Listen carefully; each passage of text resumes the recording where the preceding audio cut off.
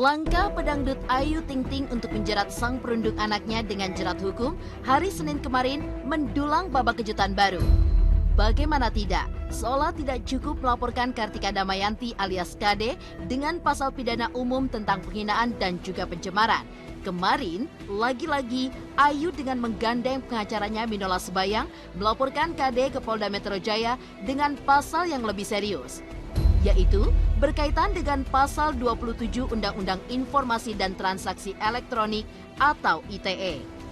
Maka, dengan wajah serius, kemarin Ayu pun kembali masuk dan keluar dari markas Polda Metro Jaya siap menabuh genderang perang untuk memperkarakan KD dengan jerat hukum.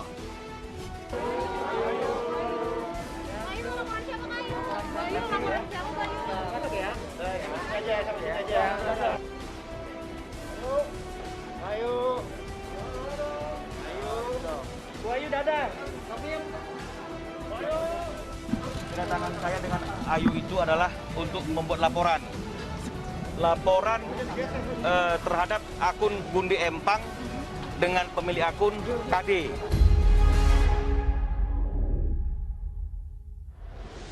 Karena diduga telah melakukan pelanggaran sebagaimana yang diatur dalam pasal 27 ayat 3 junto pasal 45 ayat 3 Undang-Undang Informasi Transaksi Elektronik, ya. Jadi kemarin kenapa kita masih belum buat laporan ETA-nya? Karena kita masih menjalankan proses yang berkaitan dengan masalah restoratif justisnya. Laporan kami sudah diterima oleh Polda Metro Jaya setelah kami melakukan gelar perkara dengan cybercrime di Krimsus. Hasilnya laporan kami layak untuk diterima. Jadi selain laporan yang sudah kami lakukan di Krimum Duga 315, sekarang kami lakukan lagi laporan karena pelanggaran sebagaimana yang diatur oleh Undang-Undang Informasi Transaksi Elektronik.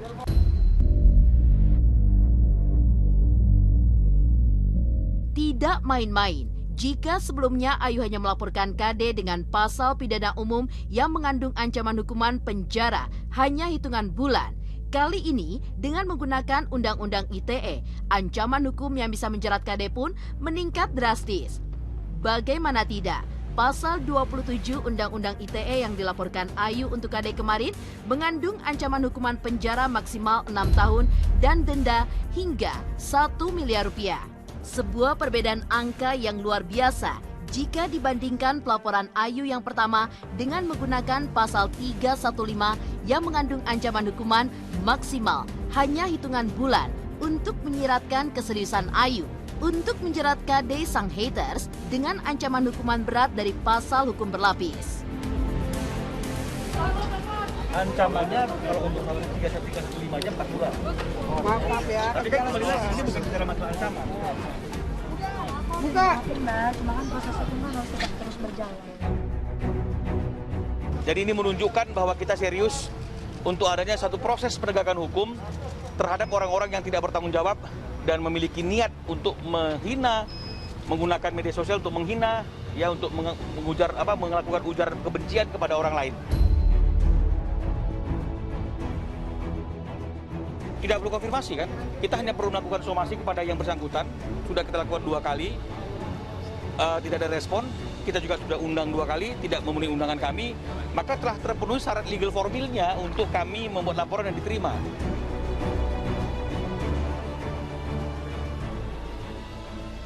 Keseriusan Ayu untuk menjerat KD dengan aksi hukum itu pun tidak pelak mencuatkan teka-teki.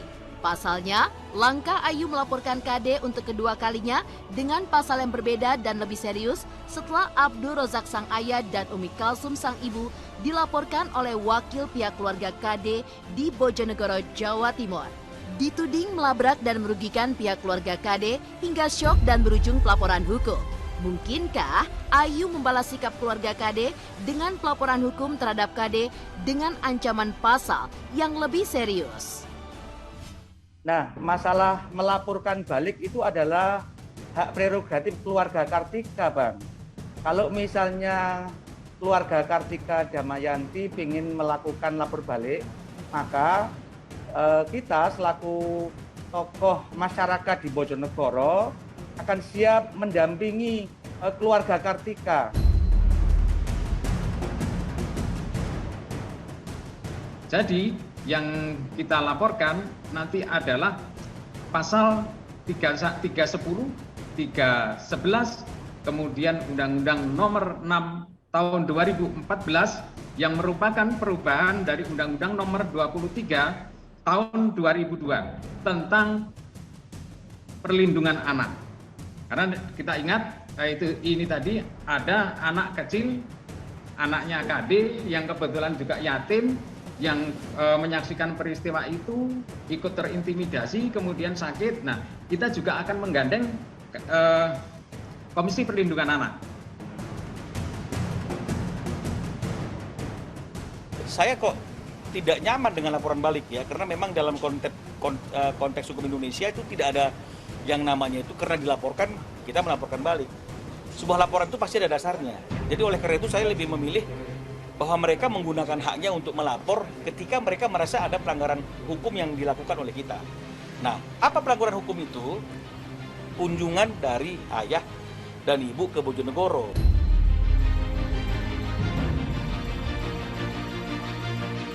Ya, selebriti juga manusia.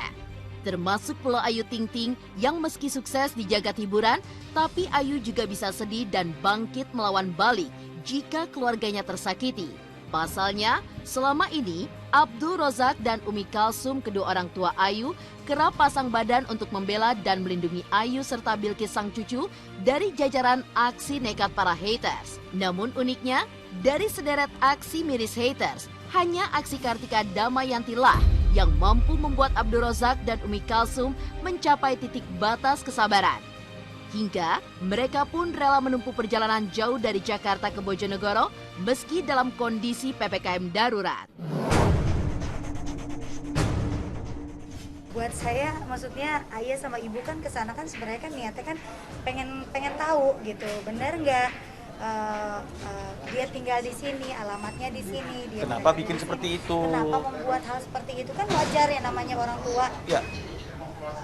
Gimana ya, saya pun orang tua gitu. Kalaupun itu juga saya pasti akan sama yang kayak saya lakuin sekarang gitu. Jadi buat saya sih itu hal yang wajar. Ya pastinya ke orang tua ya, apalagi kalau bawa nama macam-macam gitu ya. Iyalah paling terdepan pastinya ya. Siapa sih orang tua mana sih yang nggak sakit hati kalau anaknya selalu dihujat, ya nggak?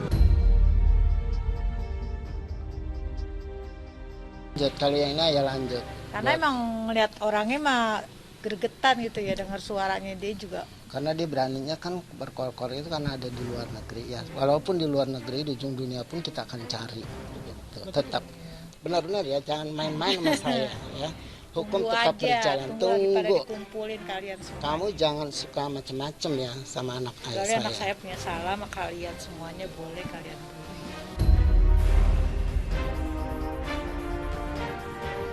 Ya, orang tua mana yang tahan dan akan berdiam diri jika buah hatinya disakiti? Tak heran jika hanya tidak gentar menghadapi pelaporan hukum pihak keluarga KD, Ayu bahkan serius untuk mengumpulkan segepok bukti-bukti untuk menjerat KD dalam palung hukum.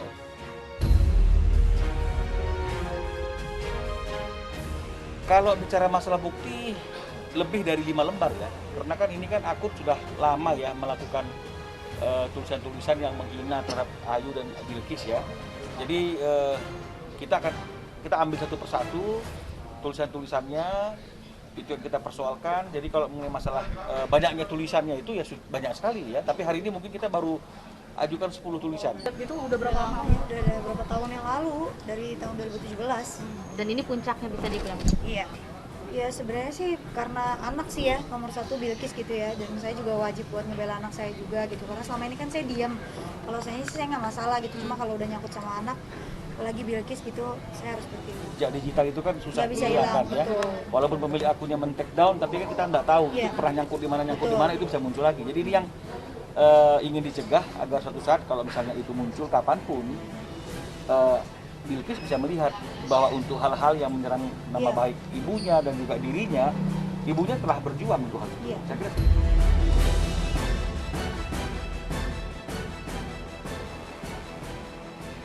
Habis sudah tapal batas kesabaran Ayu Ting Ting, yang kini serius berujung pelaporan hukum untuk kedua kalinya untuk menjerat KD hingga mencuatkan tanya. Mungkinkah pintu maaf Ayu masih terbuka jika KD pulang dari Singapura tempatnya bekerja dan meminta untuk berdamai? Jawabannya pun juga misterius, semisterius sikap Ayu yang mendadak ikut bicara jika menyangkut persoalan hukum dengan Kartika Damayanti. Yuk, tanggapannya gimana yuk? Iya Mas, doain aja semua biar lancar ya. Secara konteks hukum pidana tidak dikenal yang namanya konsep damai yang sepanjang saya ketahui, ya, karena itu hanya ada dalam konteks hukum perdata. Tapi apapun bisa terjadi. Ya artinya kalau memang misalnya ada kemungkinan adanya mediasi yang dilakukan oleh pihak penyidik dan kemudian itu bisa kemudian menyelesaikan persoalan karena ini mungkin dianggap sebagai delik aduan, silakan saja. Saya kira tidak kemungkinan apapun juga.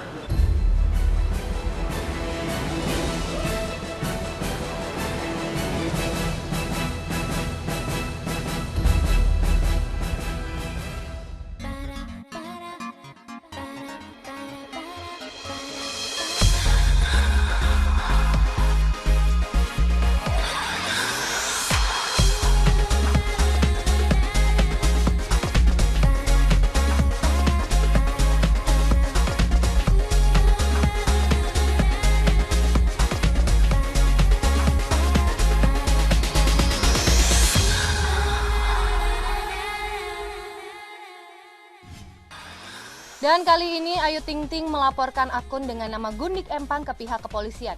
Sepertinya Ayu Ting Ting benar-benar menanggapi serius mengenai netizen yang berusaha membuli dirinya. Cuman Hotkiss yang setiap harinya akan menyajikan berita-berita terhot. Dan berikutnya ada 5 kehebohan dari Rachel Fenya pasca kabur dari karantina setelah dirinya melakukan perjalanan dari luar negeri. Seperti kita ketahui bahwa pernikahan antara Ria Ricis dan juga Teuku Ryan yang semakin dekat, mereka melakukan sesi foto pre-wedding. Seperti apa pula keseruan dari keluarga selebriti Indonesia seperti Rizky Bilar Lesti, keluarga Ruben Onsu, Citra Kirana Reski Aditya, dan juga Cut Meriska Roger Danuarta pada saat berlibur.